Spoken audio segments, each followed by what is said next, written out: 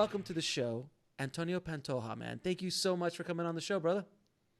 Thank you so much for having me. It's an honor. Yeah, man. You were a guest, a very popular guest on the Indie Film Hustle podcast, and I've invited you over to the Filmtrepreneur side because honestly, you're one of the reasons why I decided to open up Filmtrepreneur because of a lot of the stuff that you learned by listening to Indie Film Hustle and things that I learned by listening to what you were doing. I said, man, we really need to create something that really does a deep dive into the Filmtrepreneur model and making money with your film and turning your movie into a business and things like that. So thank you for the inspiration as well, sir.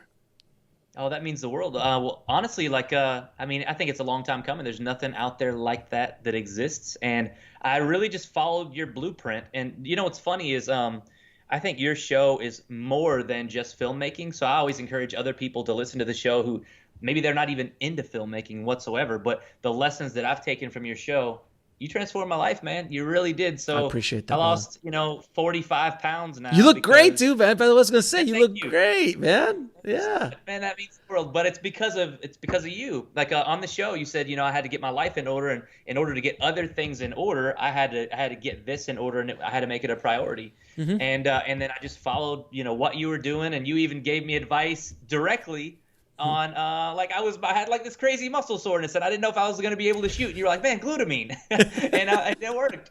And it's just so funny that how much you affect people indirectly, how your voice has affected so many people just like myself. So, and I think this is, like you said, it's a deeper dive, it's more granular and more finite on how you can help them further.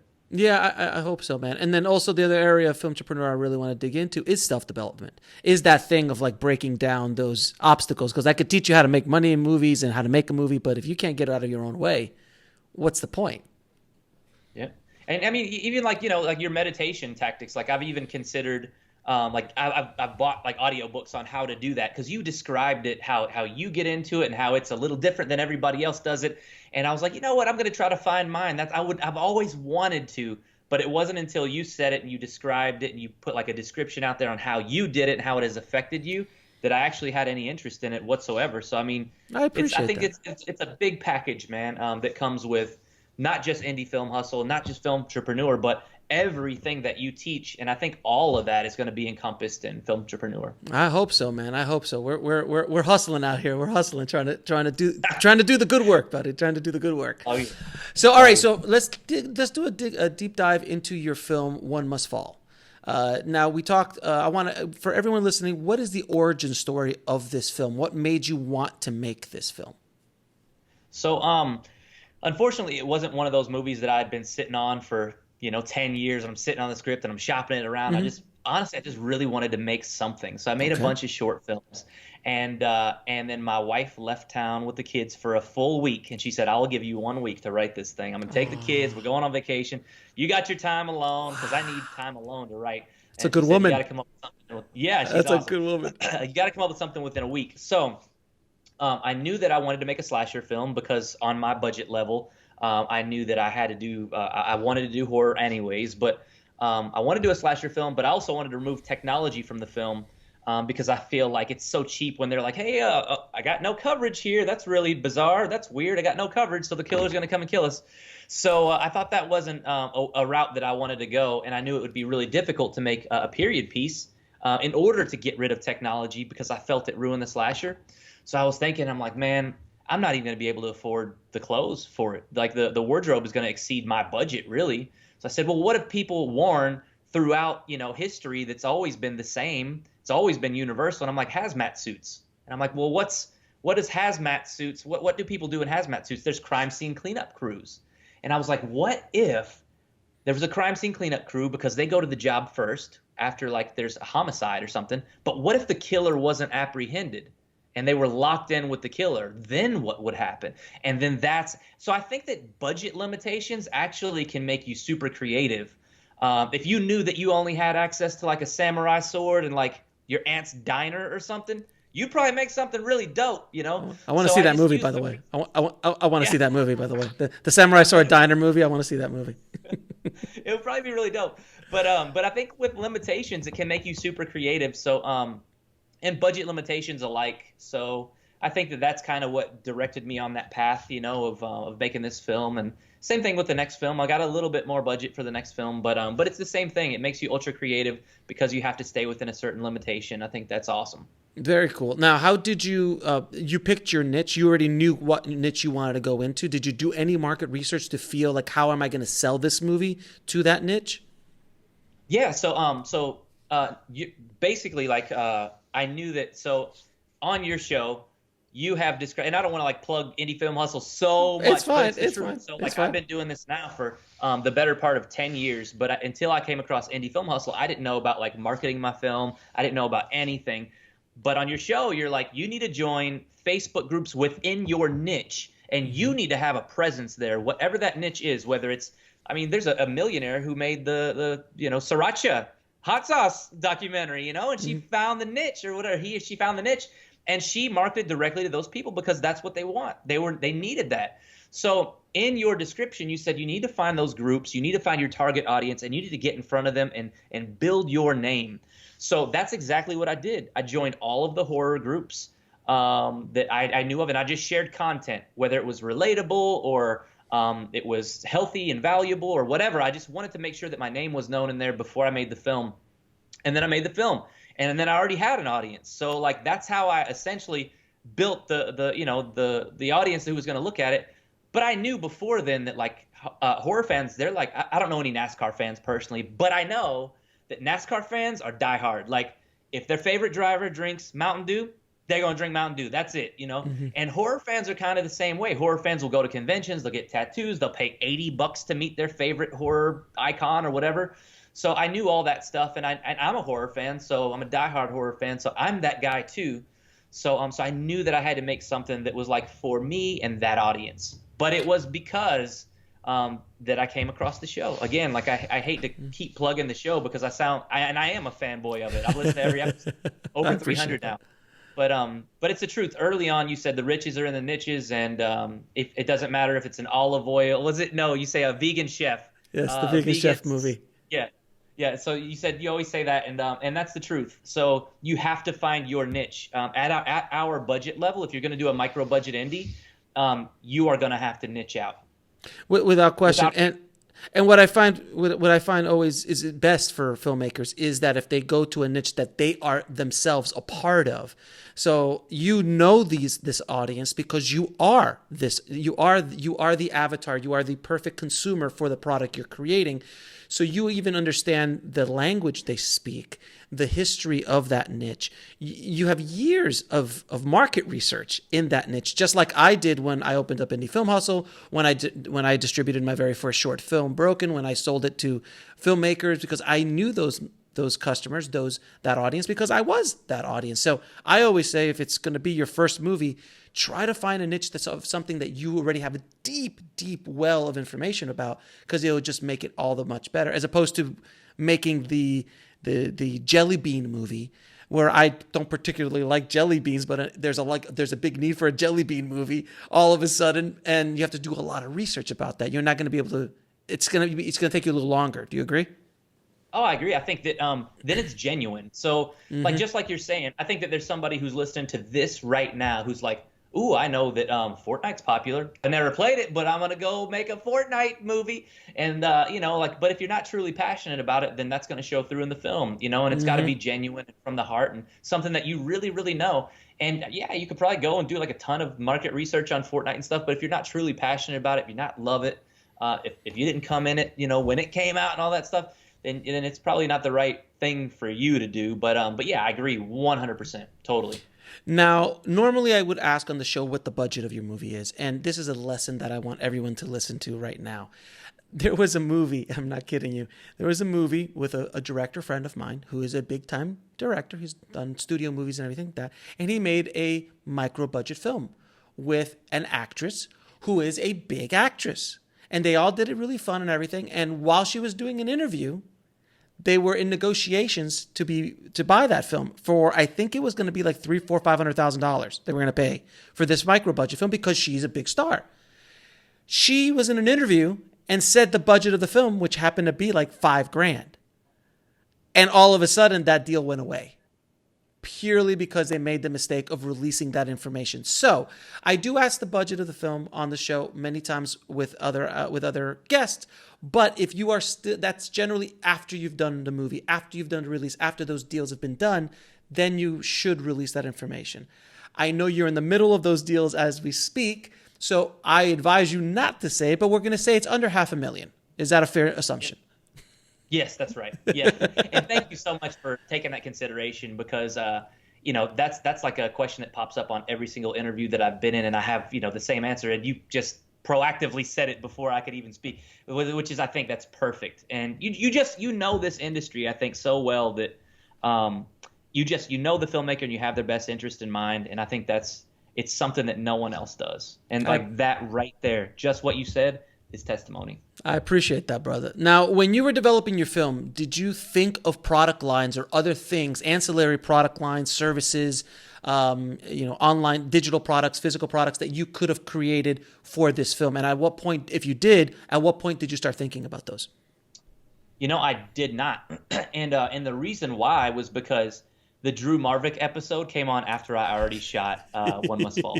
So Drew Marvick came on Indie Film Hustle, and he was talking about how he basically he netted out, positive on his film because he sold ancillary products on it. So he was selling like buttons and hats and posters and just anything else but the DVD itself, pretty much. Mm-hmm. So anything else, that's what ancillary products are for anybody who's listening and is curious. Anything else but that, like the Disney movie Frozen, they outsold the sale of the movie by like tenfold on posters and toys and costumes and things like that. So that's something that Alex always preaches that you got to consider, thinking about even before you start the film. Like I've got the Bad MF wallet from Pulp Fiction. They probably sold millions of those things. Do you know how much they made? Do you know how much they made off the Frozen dresses? The dresses like that my daughters bought back in the day when Frozen was a thing. Do you know how much they made on the dresses? $1 billion on the dresses alone, not the lunchboxes, not the T-shirts, not the dolls, the dresses alone. Just so you understand, like George Lucas says, the money's in the lunchboxes, baby. The money's in the lunchboxes. Yeah, and that's another great example of Star Wars. God bless. But yeah, so I think that's something that people should consider even like during the writing process, and throwing in things like that there. And I didn't know that because, like I said, so Indie Film Hustle was my film school. So when I finally finished One Must Fall, Drew Marvick came on the show, and he's amazing. He made a film called Pool Party Massacre. Yeah, great. And, like killing it at the festivals. He's all over the convention circuit. The dude is awesome, Drew Marvick. He's a great guy, and that's what he does. He figured out his niche was the ancillary market and at the conventions and things that people would like to have. So I think that's something that people should consider. But no, I didn't consider that for One Must Fall, because I didn't know the power of it until people came on your show and talked about it. But you do sell T-shirts and stuff now. Yeah, I've seen them. Now I do. Yeah, and honestly, like you could get a Blu-ray and stuff, and you could sell a Blu-ray for 10 or 20 or whatever you want to sell it for. You could sell a T-shirt for the same thing and make just as much money, if not more, than your actual movie. So I think that's brilliant that you and Drew Marvick had discussed that. And I think that's essentially why you literally brought him on the show, because you had talked about it before. Mm-hmm. But I just didn't know to what degree how effective that is. And yeah, you got to be thinking of those things. I even have like posters that are signed by the cast, and I made sure I got like a really good poster and stuff like that. Mm-hmm. Like Christopher Shah, who did Mandy and Godzilla and Evil Dead re-release and all this stuff. Yeah, how did you get such an amazing artist? Because both you and Drew did something, especially in the horror genre, which I'm now seeing as a pattern, a good pattern, is you get insanely awesome artwork, because that is what that niche loves. They regardless if they even see your movie. I know Drew sold T-shirts because that poster was so amazing. And when I saw your poster, I was like, God, this is gorgeous. How did you reach out to such an impressive, poster designer and have him work on your under $500,000 budget film? Thank you so much for saying that. But so anybody that I've met like that, I just reach out to them literally, and and I think that. I hate to say this because this is so stupid, but like if you have like a professional headshot and your Facebook doesn't have you drunk every night at the bar or something like that, because they check all that stuff out if you're reaching out on Facebook.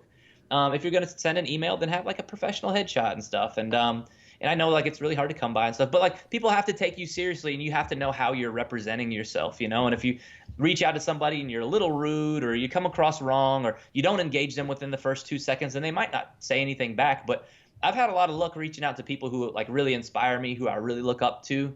But I just literally reach out to them with 100% respect, you know, and then I make sure that my Facebook isn't a diary, you know, full of trash talking and stuff like that, or like drugs and all this nutty stuff. But I think all that stuff is super important. And I reached out to Christopher Shah, who did, but this was like 6 years ago. So I reached out to him a long time ago, and he had done like it wasn't like fan art, but he wasn't into like the re-releases of films yet. And then and I was like, dude, your work is amazing. If I ever do a movie, I would love it if you would consider working with me. And he's like, yeah, dude. So he gave me a price at that time. And then he got Mandy, Godzilla, The Thing re-release, like all these like amazing posters, The Shining re-release, all these crazy ones. And he was doing all the Blu-rays for him. And then I hit him back and I'm like, dude, you're probably never going to respond. You're probably long gone now. But would you still be willing to work with me? And he's like, you know what? I'll even honor that old price that I gave you. And he did. Yeah. And he was so cool, man. And like now we're good friends, you know, and like he's going to help me on the next project, and he's doing a portrait of me right now. Like he's just a super cool guy. That's awesome. It's super cool. Dude. And then also there was a Nathan Thomas Milliner who does like he did like Halloween 2 and Halloween 3 and like Sleepaway Camp and all these amazing movies. And I'm like, there's no way this guy's ever going to respond to me. And I hit him up, and he did, you know. And then like we met halfway because we live pretty far apart. And then we met, and he was interested in working on it. But I think you just got to shoot your shot. But before you do, you got to have all your stuff in order. Make sure you're not, you know, your Facebook looks clean or your email address is clean. If somebody Googles you and there's nothing bad out there. So there's two things that come to mind when you said all of this. First of all, personal branding. That is so important, because when I reach out to people, you know, people who don't know who I am, and I'm reaching out to them to be a guest or something like that on the show, when they come to my website, they go to my, like, oh, this guy is, you know, he's serious. He's got a fan. He's got a following. And my site looks professional. It looks like there's engagement. You know, and my Facebook, you know, I do the same thing. I don't put up drunken pictures. Not that I've ever been drunken, but anything like that. And it is about professional branding and personal branding that filmmakers also don't get. That is part of this equation. So that's one thing I wanted to kind of bring out there and everybody know how important that is. And that's a perfect example, especially when you're reaching out to these heavy hitters. If you are lucky enough to get their attention, you better bring the heat and make sure your stuff is tight. If not, you're going to lose that opportunity. Secondly, another thing that I'm noticing that you did, and again, in your niche, in the horror niche, you're reaching out to people in the horror niche, like artists, like the artist you're talking about, who has a reputation in the horror niche. And because you're using him to do your poster, all of a sudden that brings attention to your movie and everything purely because of the artist. So it's kind of like stunt casting, but on the back end, which is really insane. And you could do that with a composer who's really famous, or a DP who's really famous in the niche, you know, that if that's a thing in your niche. But the art, especially artwork in the horror genre, like if you're making a comic book movie and you bring in McFarlane to do your movie poster, that's probably a big deal. You know what I mean? So that's something else that filmmakers or filmtrepreneurs should really think about when designing their whole model. Dude, I agree 100%. So, and you do have to piggyback sometime on somebody else's following. You had a guy on your show one time, and I think he did, I can't remember what it was. I forget is it parkour maybe or something? I can't remember. But it was something of that nature, and he had somebody in his, I can't remember what it was, but it was something like that. Mm-hmm. And he had gotten somebody who was very well known in that industry. They had like 1 million followers or something like that, and he literally just like casted. Like they had no acting experience, and he casted them literally because of that, and it worked. But I can't remember what it was, but it was something of that nature, something close. Mm-hmm. But you do, and then like Christopher Shah, the reason that I got on Bloody Disgusting, which is like a huge horror website. It sounds like a kind of a ridiculous name, but they're amazing. And I got on there because of Christopher Shah had done my poster, and they were like, Christopher Shah releases this new poster, and it was my movie, and they showed the trailer and everything, and I'm like, that is amazing. They even like rated the trailer and like spoke about it and stuff, and it was all because of that. But it's all got to be like a calculated effort that you're thinking about consciously all the time of how your film is going to be portrayed, what the perception is to everyone, because I mean, as artists, you know that once your work is out there, it gets judged and it almost no longer belongs to you anymore. It's just how they perceive it to themselves. Adele will like release a song about like a bad breakup, and once she releases it to the world, doesn't belong to her anymore because everybody's singing that song and they're saying, "This is me. This was my breakup." Yeah. So once you release your art to the world, it doesn't even belong to you anymore. So Now, you got to go ahead. I'm so sorry. Yeah, no. So with your t-shirts, I've seen the t-shirts because I've seen them flying through my Facebook feed, and they're gorgeous and they're amazing and they're so on brand with your niche audience that regardless if they ever see your movie, they'll buy the t-shirts because it's just something that niche audience would want to own, regardless, just because the design is cool. So that's another thing that you could do is like as you create those product lines for the niche, they don't specifically have to be all about your movie, but if you have that audience's attention, you could definitely do upsells and things like that for other products that they might be interested in. Like I always say, the Vegan Chef movie is the great example. You make the Vegan Chef movie, you make a cookbook about vegan chefs. You make a course on how to do cooking classes and things like that aren't specifically your movie, but why wouldn't you take advantage of customers' attention? And also they'll thank you for it because it's something they want. Does that make sense? Oh, I agree 100%. I mean, like even Drew Marvick, who you had on the show, he has like I love horror pins. Yep. That's it. Just says I love horror. And but it's in relation to his movie. And and then he has like hats and t-shirts and all that stuff. And it's all branded by him. But it all started because he was just doing like his t-shirts for his movie himself, and all of these other things came with it. But I agree 100%. And you'd be surprised, like people, I think filmmakers would be surprised how much that money that comes with those ancillary products outside of just the sale of your film. Oh, that's absolutely. all different money. Oh, absolutely. Absolutely. If you do it right, you could easily make more money off of ancillary product lines than your movie. And the movie becomes a free not a calling card, but it's a loss leader. It's kind of like just marketing for your products, which it's great if you make a little bit of money on your movies, but it's about selling these other product lines or these other services or things that you've created.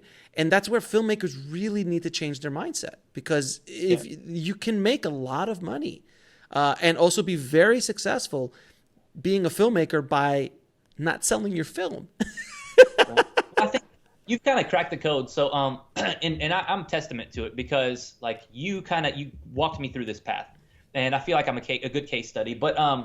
But you found, so every filmmaker that I've ever heard on any podcast is like, if you're trying to go into business to do this, then don't do this because there's no business in it. You're going to lose all your money. And that may be true to a degree, but I feel like you've kind of cracked the code on how you can make this a sustainable and successful business and an actual career path, because of the things that you've set in place as your blueprint. Because I literally just followed exactly what you said. And all of this stuff was true, and all of it works because I'm testimony to it. All of it worked. That's awesome, man. And that makes me feel so good that, just me on a microphone here in Burbank, I get that information out to the world and it actually makes and affects people's lives. So I'm super cool. I'm super blessed and humbled by that. You know what's funny about it is that people probably think, oh, Alex just started this podcast 4 years ago, and he was able to get some guy like me to make his film successful. But that's not true because Alex, he did start the podcast 4 years ago, but he's got like 20 plus years experience doing this. So he might have just started the podcast, but he like literally has been doing this forever. So it's not just 4 years, it's 20 plus years experience. Yeah. And then this podcast has only been around at the point of this release will probably be around a month. Yeah. So now you're selling your products and you're doing well with your product line, your t-shirts and stuff. I know that's not been a huge, but are you doing well with them? Literally every day we get an order for something, and sometimes it's like overseas, and sometimes it's in states that I didn't even know, like we had not even had a film festival play or anything. But every single day we get orders, and we've had to reorder shirts 4 times, which is and we've put in like massive orders that we didn't think we could get rid of. And then at our local premiere, we sold just as many as we had. Gazillions you sold out, crazy, which yeah. we're going to get to that in a second, because that's a big part of what I wanted to talk to you about as well. But also on the did you do marketing while you were making the movie? Oh yeah. So I'm pretty active on like the social media and stuff, and mostly just Facebook. But I know that like Twitter and Instagram are much bigger for people. But I just use Facebook, and it has been great for me. And yeah, I mean, like anytime we have any kind of news, I say something or I just contribute in some sort of way to like the horror fans in general.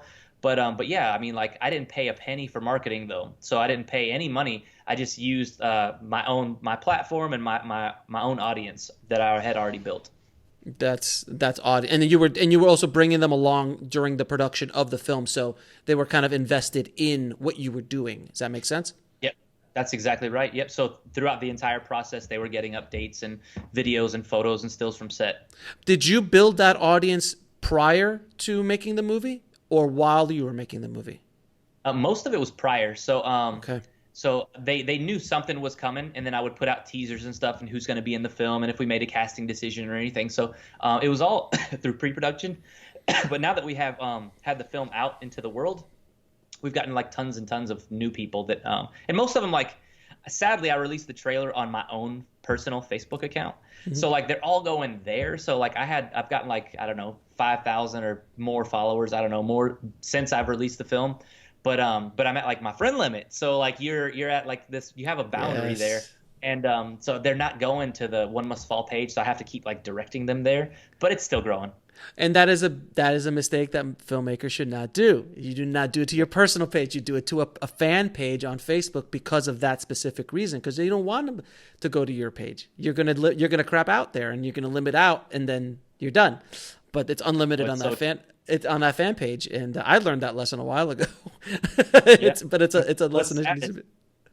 The trailer has 200,000 hits like instantly, and like they're all going to my Facebook, and like they can't get through to me. They can't even send me messages because they go to my filtered folder. It's all this mess, So yeah, I would totally not market the film. I mean, you can from your personal Facebook page, especially if you don't have like a crazy, not a ton of friends right now. But yeah, just use your your business profile because you can promote things and everything from there. Now, what kind of distribution plan have you decided to go down with this film? So far, we've gotten into like 59 festivals so far, and we still have like 60 more to go, I think. But wow. I'm going the broken path. You just got volume, volume. Yeah. Yeah. For everyone listening, my first film, Short Broken, went to almost 200 film festivals over the course of its lifetime. So that's what you're gonna do. You're just gonna keep pounding it out. Do you go there with T-shirts and things to sell at the festivals?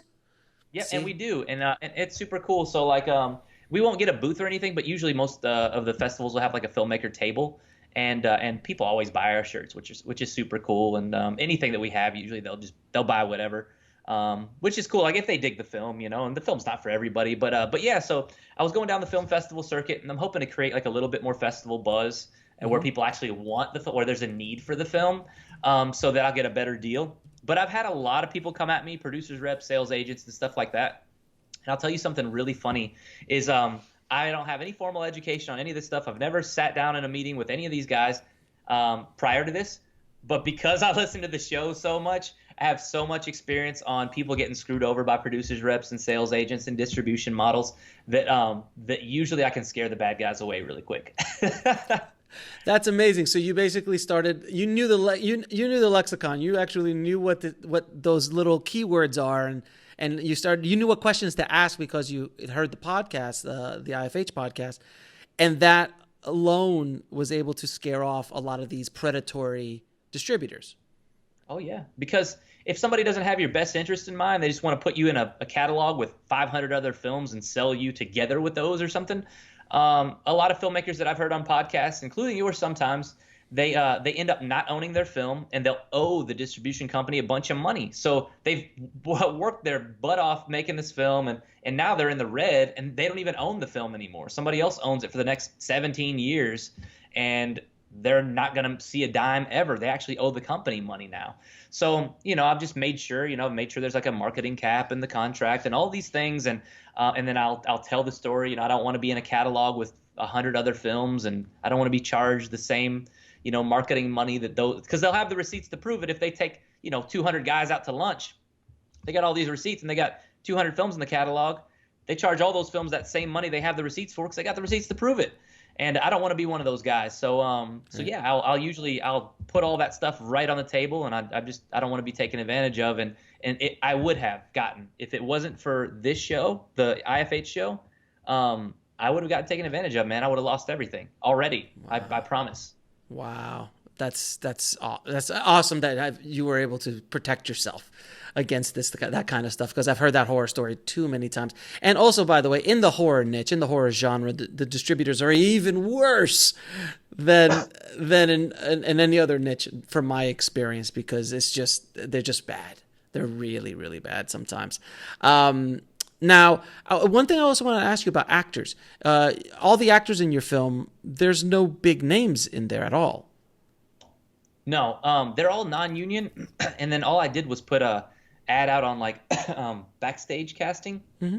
and then like IMDb has one. There's a bunch of different websites, and most of them, like, they'll give you a coupon code to do it for free. Like, mm-hmm. if you just search that thing and then coupon code, you don't have to pay for anything. Like, they want you to have casting calls out there and stuff. So I think we got like 1,000 of them, and I watched every single one, but it was a whole bunch. And then I made them do so I'd never done this before. So I had them, and my film is horror and comedy, so they have to be able to do both. So it was really difficult. So I had to do like a 3.5-minute monologue for comedy, a 3.5-minute monologue for horror, and I watched all of them front to back. But we got some really, really good prospects from all over Atlanta, LA. I live in Kentucky, which is a very small area for film here. But New York, all over, Pennsylvania.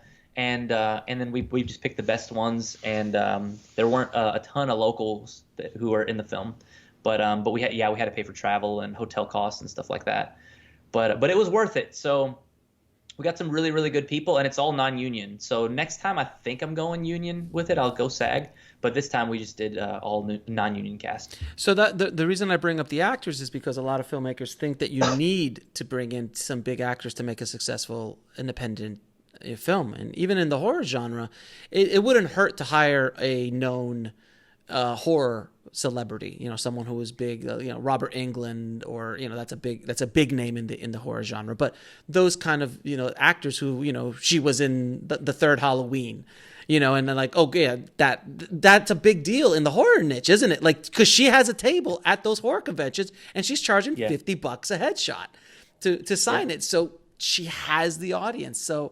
And she's that actress would probably be more affordable than trying to go after a traditional, big name. But in your niche, it would be a big thing. But you have proven that even with where you're at right now in the distribution path that you're on, you don't need that if you are able to do a lot. If you're able to leverage so many other aspects like you've been leveraging, like your production value, your concept, your poster design, your trailer, all these other things.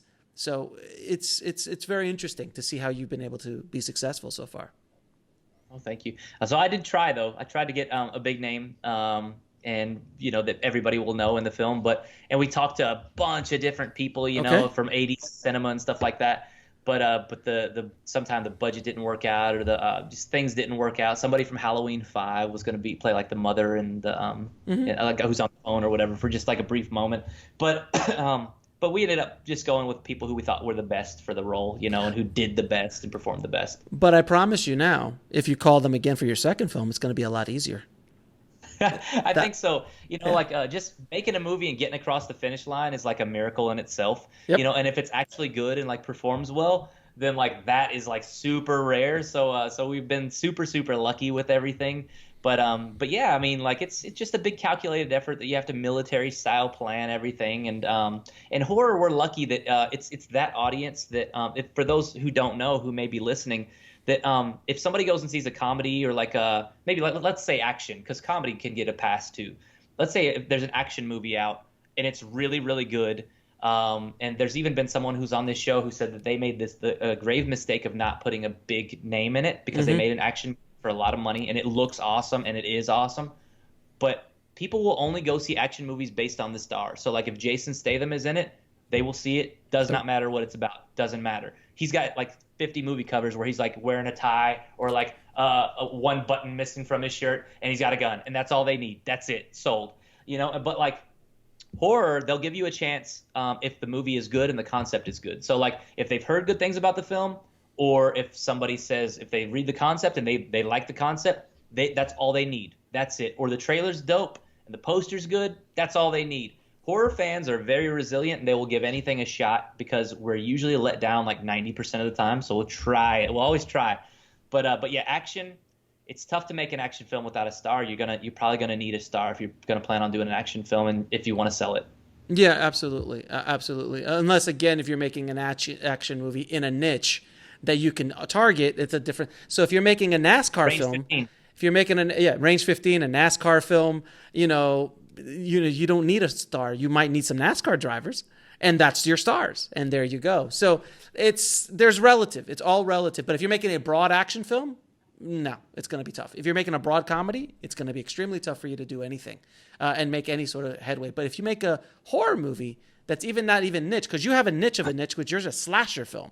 There's Yes. ghost stories, there's, paranormal, there's so many different kind of sub niches within the horror genre, but you made kind of like an 80s slasher flick, but then you also threw a little bit of comedy in there, which is helpful as well. So now I wanted to also ask you about your private screening. That's really intrigued me what you were able to do with this private screening. So can you tell the audience what the plan was about your private screening? And also for everybody listening, he did this private screening in not LA, not New York, not a huge city. He did it in his hometown of Louisville, Kentucky. So I want you to kind of lay out what you did with this screening. Yeah, so basically, a lot of people told me not to do the screening, and I knew that through listening to your show, and it made a lot more sense. So they basically said, do not do a private screening unless it's just with friends and family, because you're going to ruin your box office numbers. You're going to do this, you're going to do that. It's going to be negative. Don't do it, blah, blah, blah. People who had experience, they've been in the industry a long time, probably bitter. And then Alex said, if you're going to do something, you need to four-wall it yourself. So you need to do this yourself because you could probably make back the budget on just one screening of your entire film if you do it right. So to me, that actually made sense. He said, worst case scenario, you're going to pay a little bit of money, but everybody's going to be talking about the film. So that made sense to me. So I did. I set up a screening at the nicest theater that we have here. It looks like the freaking Venetian. It's beautiful. It doesn't even belong in Kentucky. Oh, thank you. And we love the place, and it's really hard to pack it. It's 2,500 seats, and basically like we set up a bunch of activations like get a photo booth with like a bunch of body parts and stuff. We had 10 people walking around in hazmat suits and blood and body parts and radioactive bags, biohazard bags and stuff, and backdrops and the scenes from the movie that were set up, so people could take pictures, VIP sections, food, everything. So 1,200 people showed up to it. So they come up to me like midway through and they're like, hey, you just passed Buckethead's numbers. He's like the best guitar player in the world, and he was here a few weeks ago. You just passed him.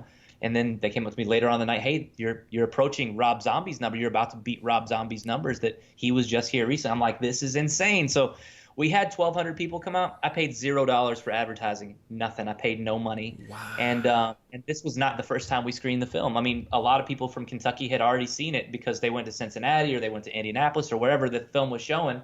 But I wanted to do my own. I wanted to control it on a beautiful screen, on really good sound. And yeah, we had like 1,200 people come out, and then I had an after party where it was right next door at this place called Mercury Ballroom, also very beautiful. We did a Q&A there with the cast and crew, and then we had one of my favorite bands, The Pass, play.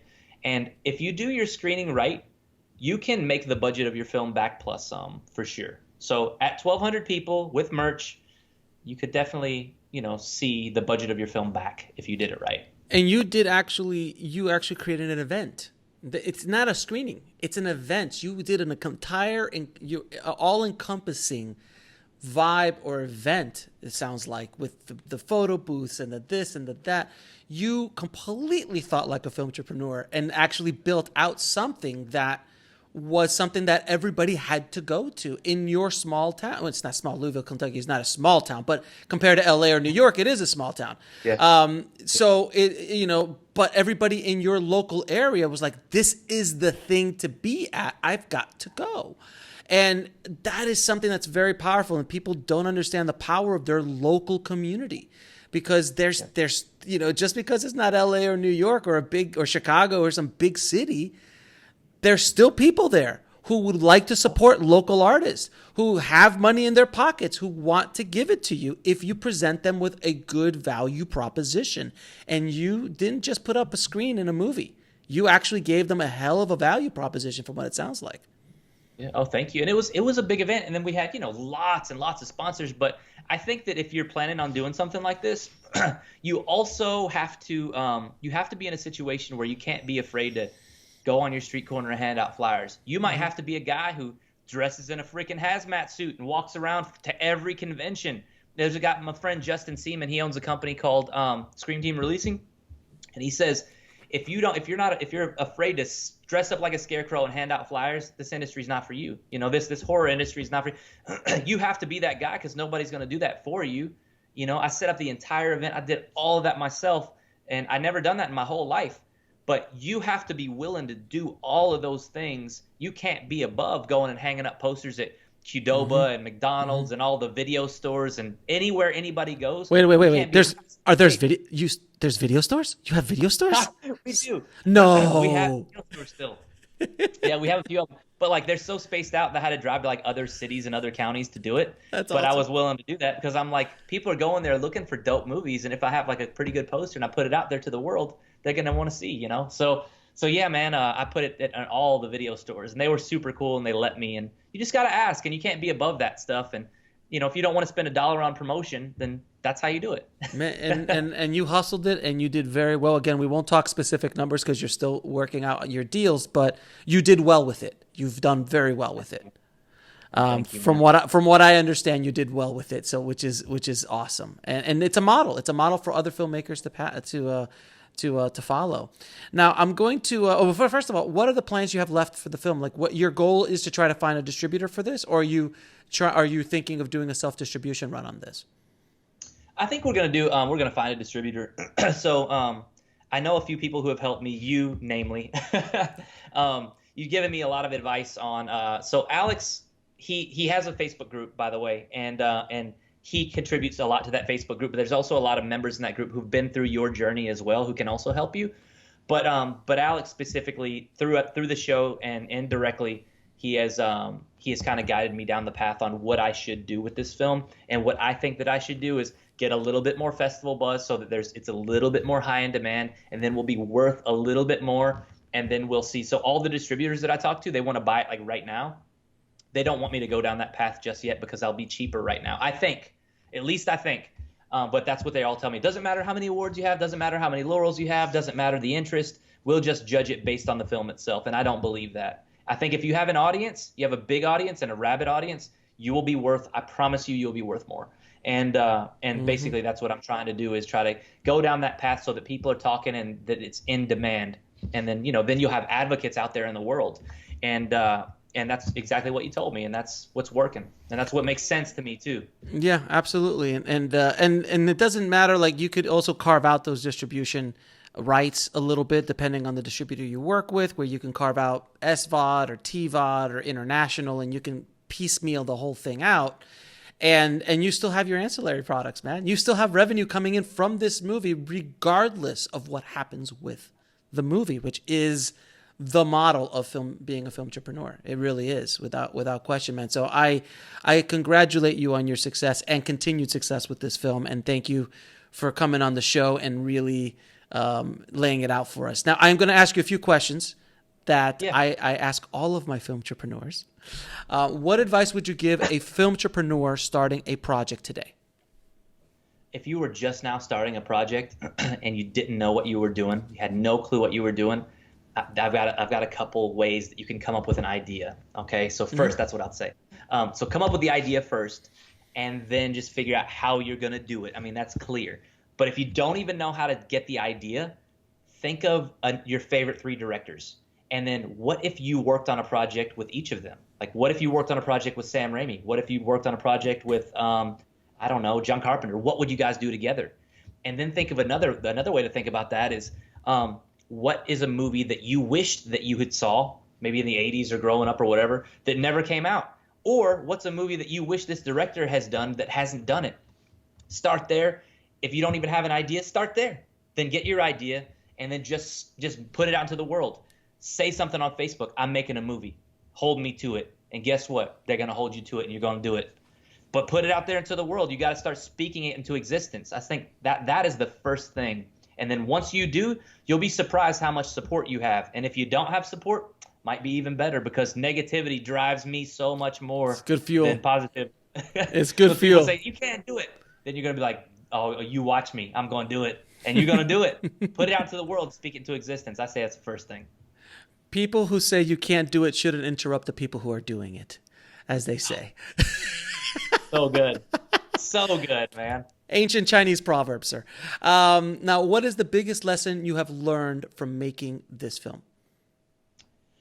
The biggest lesson that I learned probably is you have to have patience with these things, and you can't really rush the process. So I think that oftentimes you're really going to want to rush the process and get right into it and stuff like that, but it will only hurt you. It will only hurt you. So just even if you have to make somebody mad, even if you lose a little bit of money, even if you have to reschedule things and it's going to be a lot of work, just don't rush it. Just try your best not to rush this process, because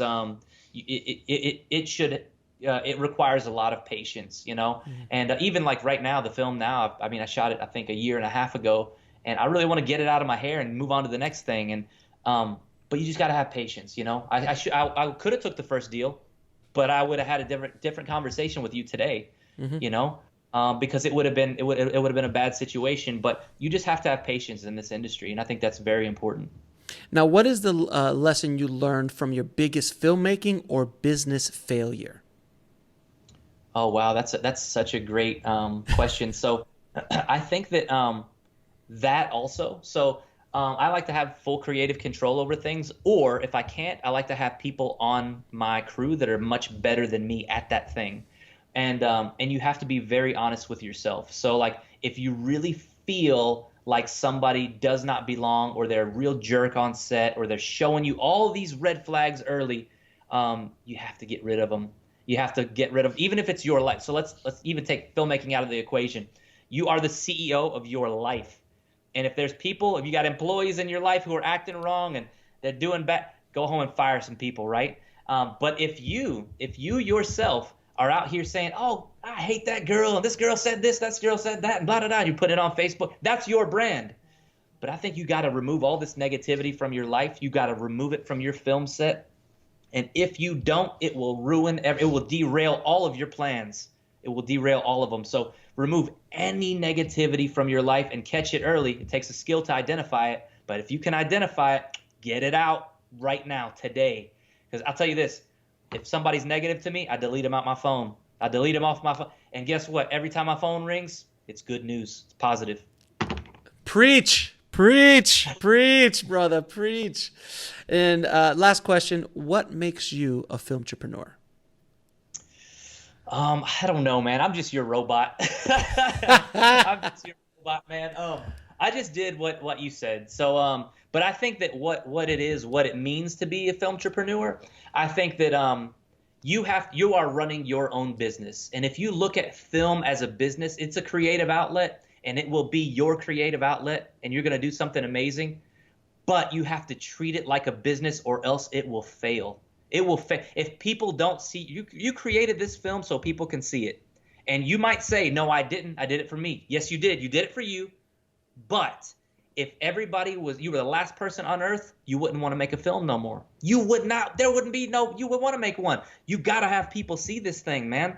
And you have to treat it like a business. You have to market this thing, or else no one is going to see it. People aren't just going to come to you. You got to show it to the world. You got to get it out there. So to me, I think you have to treat this thing like a business. You cannot fail at the business aspect of it, or you will be broke. And eventually, maybe you can have people handle that stuff and the money side of things, and you just be creative. But today, if you're listening to this show right now, something brought you here, and you're at a micro budget level, you got to be all those things. You can't just be the director. You can't just be the cinematographer. You got to be all of it. You got to do it all. And If you don't like to hold a camera, you can hire somebody, but you have to handle the business side. There is no escape. That is the one thing you have to do. You have to handle the business. You have to handle the marketing. Man, you got enough money to do all of it, good for you. But right now, save your money. Because film with that. And when you do have the money to do that, because you did it without money at the beginning, boy, you'll be a lot smarter when you have the money, right? Like if someone gave you 50 grand for marketing, I'm sure you'll be able to do a lot more with it than if you had never done it yourself. Oh, I agree 100%. 100%. Because you know the ropes by that time. But I'd say that my biggest piece of advice, and I made a video about this, is go to Indie Film Hustle. Listen to it from episode 1. I promise you, that you will take so much more from that than you will with anything else that you'll do in this entire industry. Start from episode 1, listen to every single one, because it will not. You will learn everything that you need to know right there. I'm dead serious. And this podcast too as well. Yeah, of course this podcast. Of course you have to keep on listening to this podcast long after you're done with your film, because it will help you throughout. You'll hear stories like this one, man. Success stories, and maybe some that aren't so successful, but you can learn from both. Awesome, brother. And then where can people find you and your movie and more things about that you're working on? Don't look at me. Just look at filmtrepreneur.com, because that's all you need. You ain't gonna learn nothing from me. No, you can learn. But if they want to know about your movie, get your movie. I'm trying to promote your stuff, baby. Come on, let me promote your stuff. Come on. It's good.